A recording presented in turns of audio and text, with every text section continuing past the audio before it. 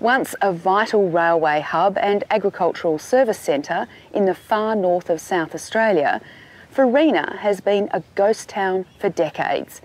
And like many abandoned outback settlements, the old buildings have fallen to ruin. But as Kerry Staight reports, a dedicated group of volunteers is determined to save what's left of the crumbling structures and the stories behind them.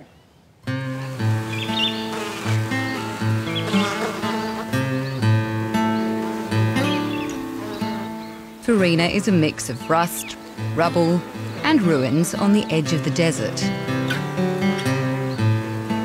Most of the old timber and galvanised iron structures, including the brothel, have all but collapsed. But wander through some of the stone buildings, like the police station behind it, the 2 hotels and the post office, and you get a whole new perspective of the people that frequented these places more than a century ago.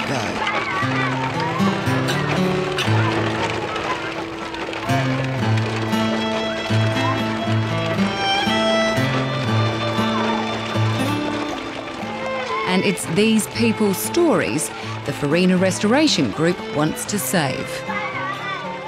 Farina is a town.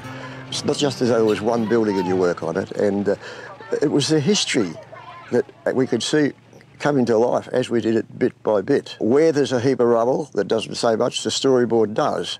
Where there's a building that we can make into its original shape, so we do, and it tells the story. So it's a storytelling exercise. We didn't believe we were historians, we didn't believe we were storytellers, but it just evolved.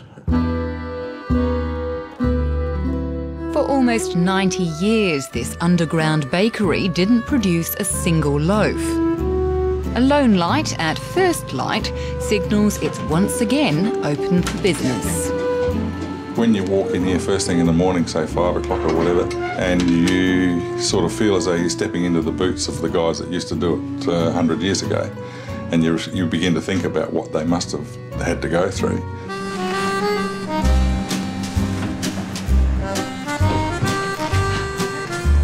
Martin McLennan and his team of volunteers may have the luxury of some modern equipment and a couple of new benches, but this rustic operation is a far cry from his normal bakery around 650 kilometres away in Adelaide.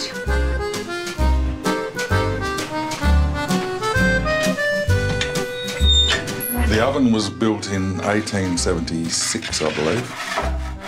And it was last used in 1926 or 27 prior to us firing it up in 2010.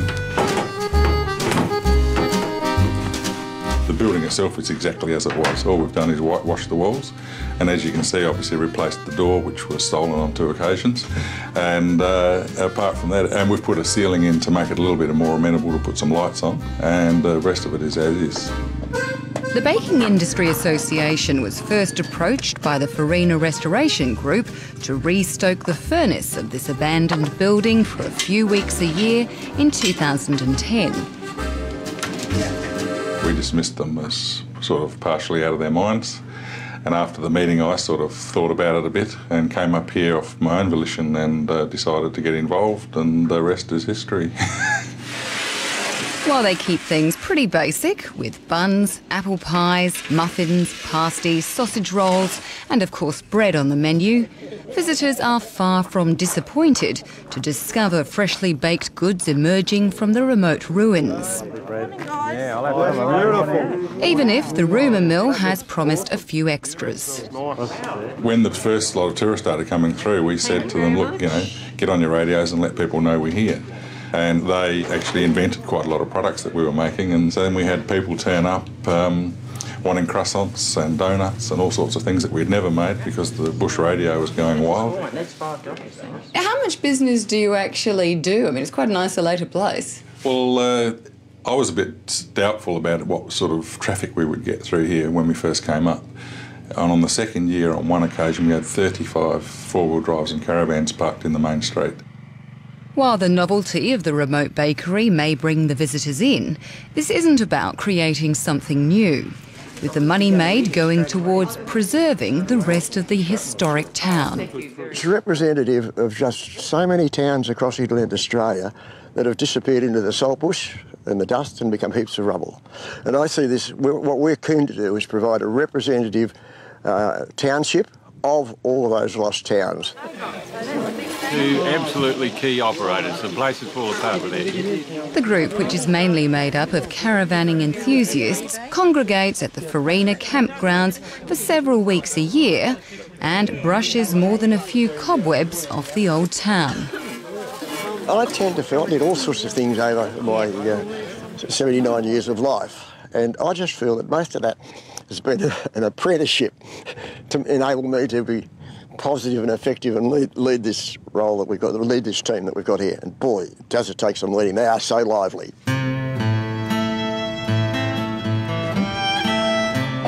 While the group is mainly volunteers, it employs 2 stonemasons, including Peter Russell, who has spent 35 years restoring historic buildings, many in the Outback.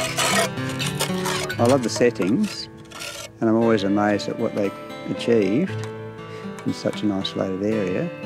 And the stonework is, it's really honest stonework. There's lovely big chunks of stone.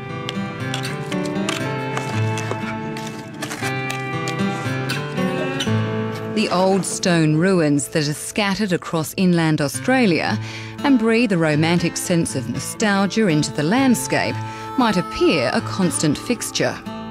But Peter Russell says they're far more fragile than people realise.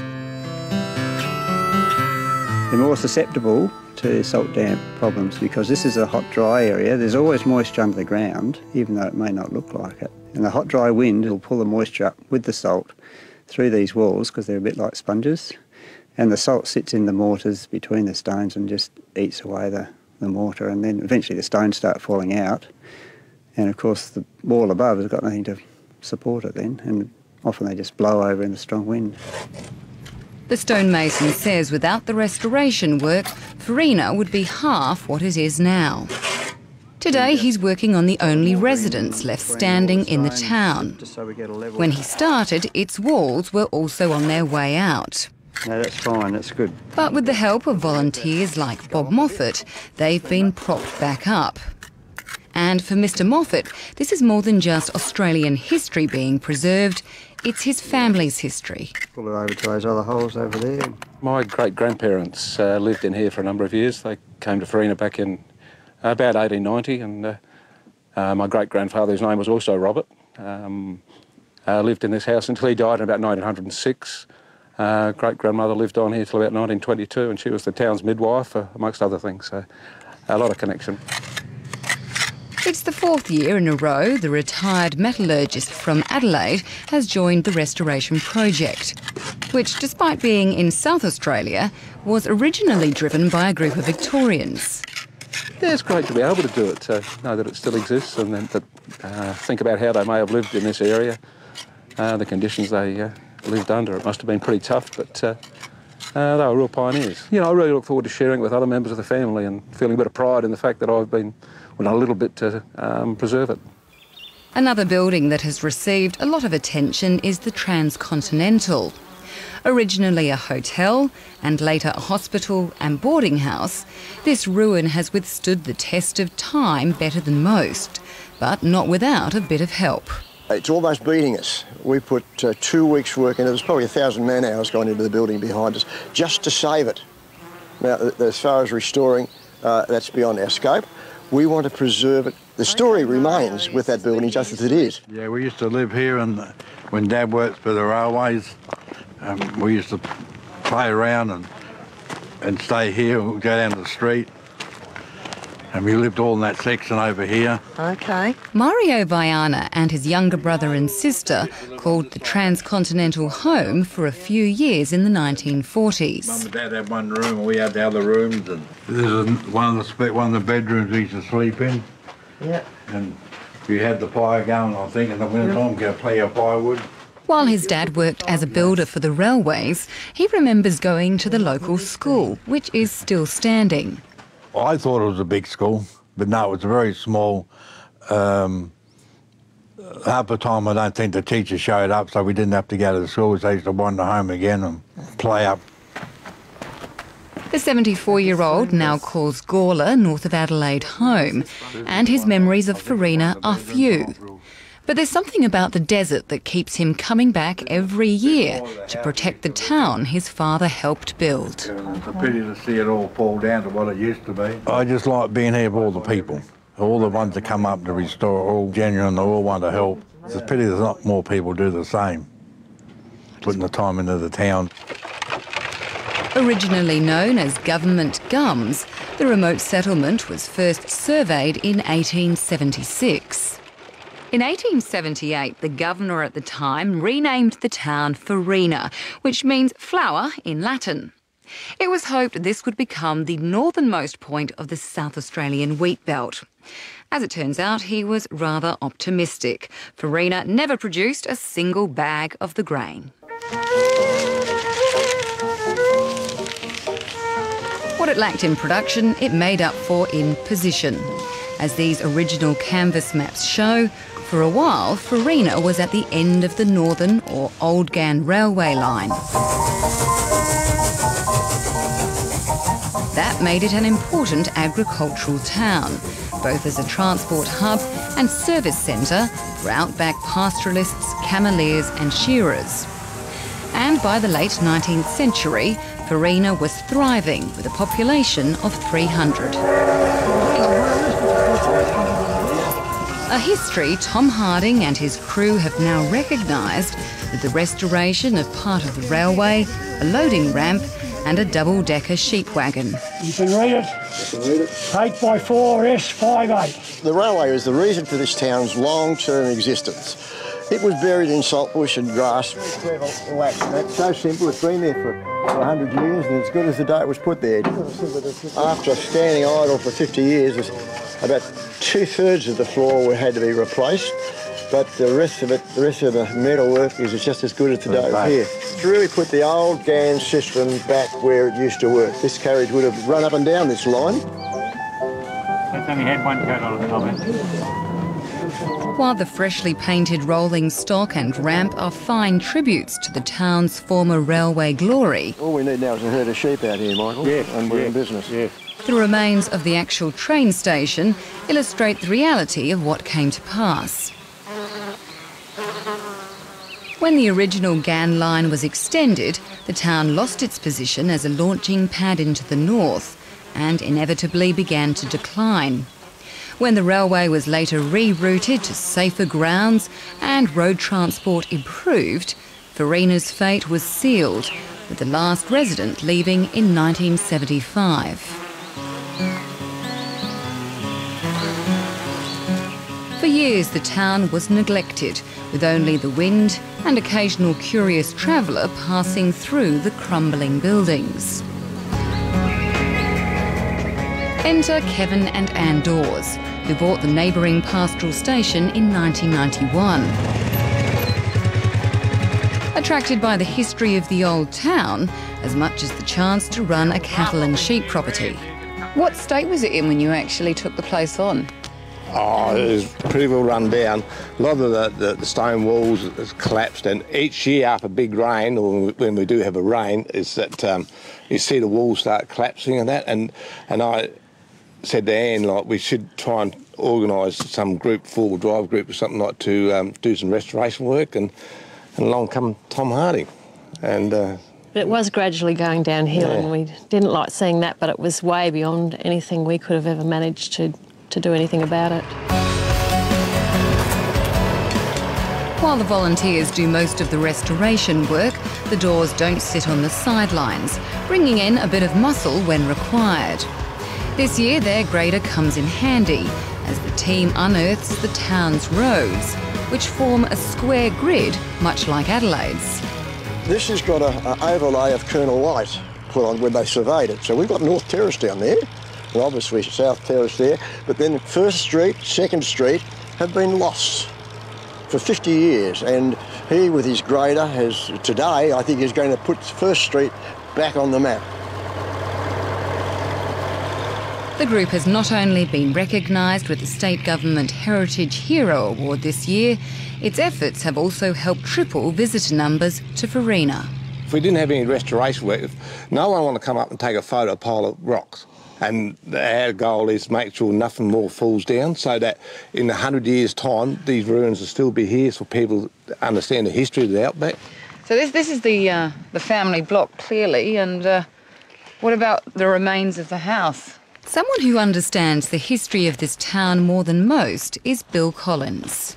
Yeah, that's all that's left of the house is completely demolished and down. What happened to it? We come back in 1950 or 51 and took the iron off of it for Dad to build a shed, and then from there on it just continued to deteriorate. So you used to live in there for a few years, in your early years? Yes, only when I was a little tacker though.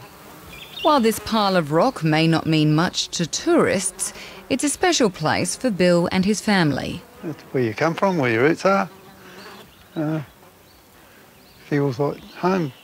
His grandfather, Nathaniel Finn, grew up in Farina. And while there are reports some residents found the heat, dust, isolation and lack of water overwhelming, the Cameleer was right at home. He grew up here and never left here. Loved the life here. He loved his animals, his family.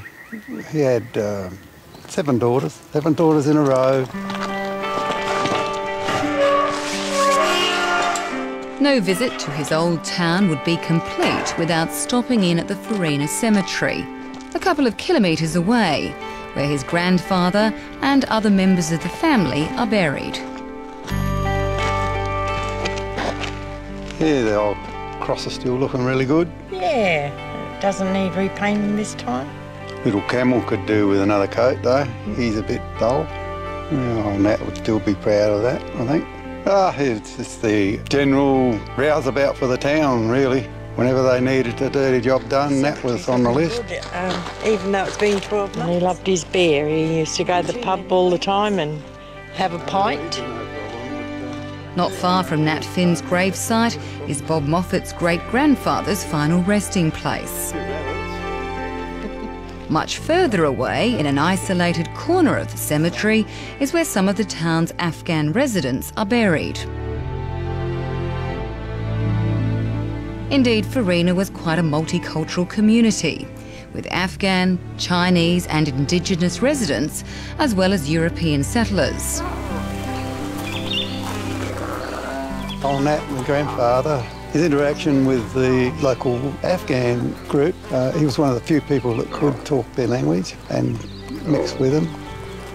The camel was the common thing there, that they all talk about their camels, how good they were, what they could carry. And they carted all kinds of shapes and sizes. The carting a telegraph pole was one of the classics that I've seen. Bill Collins has also been a regular with the restoration group since it was set up, and has spent much of this year rummaging through the old blacksmiths area after it was excavated. His great-grandfather was actually a blacksmith and the first member of the family to settle in Farina. It's very intriguing. It's like an archaeological dig. I think it's a great thing to do, to just retain what we've got left. There's too much gone. And to display it for people to see what was here. There's not many places in Australia like Farina with still got the relics around that are recognisable as a town.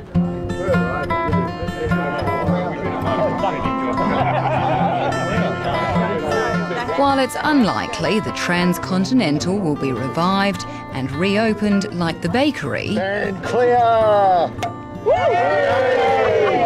He's actually just knocked a bit of the wall down. It's a long time since bubbly was poured in this pub. it's a fitting place to celebrate the end of another year's hard work.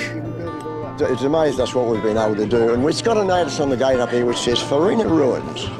Now we've kicked the ghosts out, and you'll see the people's names appearing all around the place, and you can feel their presence. Here's to the Transcontinental and all that have sailed in her! And may there be many more of us to do so. I'll agree to that.